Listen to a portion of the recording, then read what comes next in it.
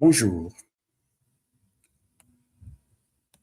Le minerai, aujourd'hui, on décrypte la bataille de la valeur autour de minerais stratégiques de la RDC.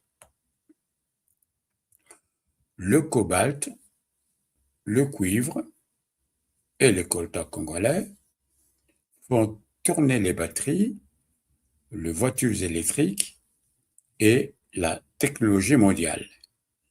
Mais au bout de la chaîne, qui gagne vraiment le plus d'argent?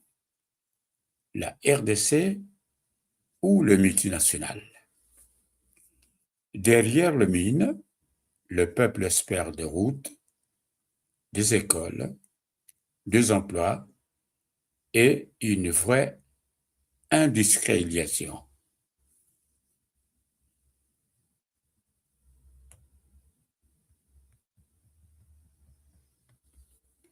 Mais beaucoup se demandent encore pourquoi un pays si riche en minerais n'a pas encore capté toute cette richesse.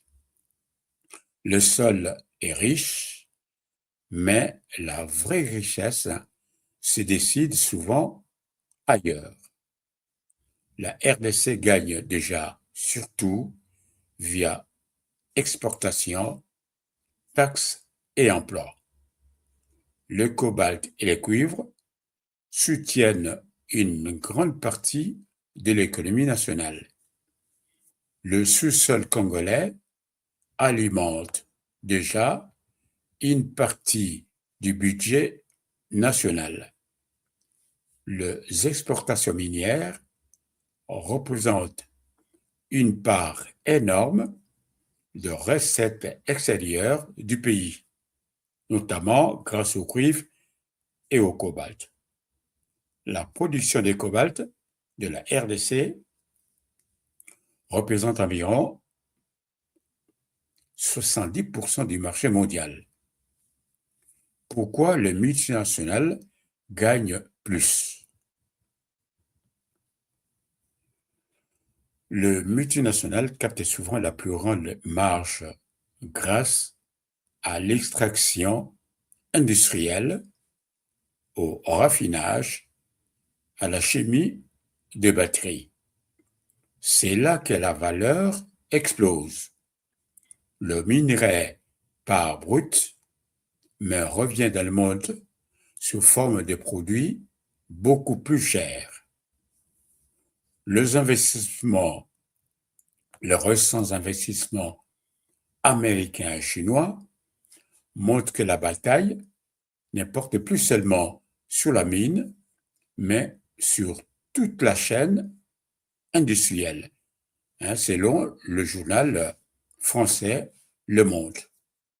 Chine, États-Unis, Europe, Inde, tous veulent sécuriser ces minerais parce qu'ils savent que le futur énergétique mondial dépend largement du cobalt et du cuivre congolais.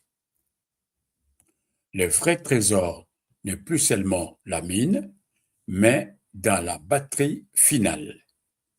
C'est à cette étape que la RDC peut changer totalement la donne.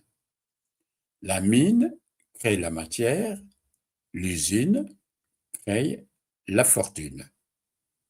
La RDC possède les ressources, mais la guerre économique mondiale se joue sur leur transformation. Comment la RDC peut-elle garder une plus grande part demain? Les pistes sont les suivantes. Les pistes sont les suivantes. Usine locale, énergie stable, contrat mieux négocié, transfert des technologies, corridor logistique performant. Aujourd'hui, la RDC gagne à ces minerais, gagne grâce à ces minerais, Mais le multinational capte encore souvent la plus grande part de la valeur finale. Le vrai combat n'est plus seulement l'extraction, mais la maîtrise de la chaîne industrielle, du raffinage jusqu'aux batteries. Selon vous, la RDC doit-elle imposer plus de transformations locales avant l'exportation? Est-ce qu'elle en est vraiment capable? Dites-le dans les commentaires. Enfin, abonnez-vous pour plus de décryptage sur notre pays, la RDC. Au revoir.